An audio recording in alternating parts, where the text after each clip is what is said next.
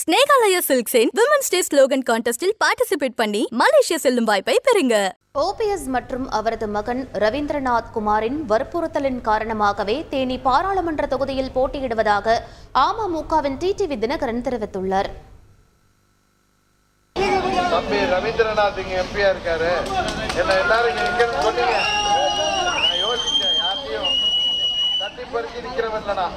ஆனா போன மாதம் இதே 24ஆம் தேதி அம்மா பிறந்த நாள் அன்னைக்கு தேனியில கூட்டத்தை முடிச்சுட்டு போறப்ப என்ன வழி அணிக்க வைக்கிறப்ப சொன்னாரு, அண்ணன் நீங்க தான் சார் இங்க வந்து நிக்கணும்.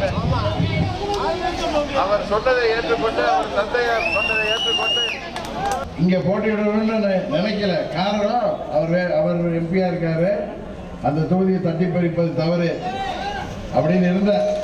ஆனா அவரே என்னை நீங்க தான் சார் இங்க போட்டியிடணும்னு சொல்லி அழைத்தா.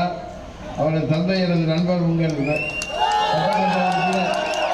ஓபிஎஸ் அவர்களும் இங்கு நீங்கள் போட்டியிட வேண்டும் என்று சொல்லிவிட்டு இன்றைக்கு ராமநாதபுரத்தில் வெற்றி வேட்பாளராக சென்றிருக்கிறார். அவர் அங்கே மாபெரும் வெற்றி பெறுவார்.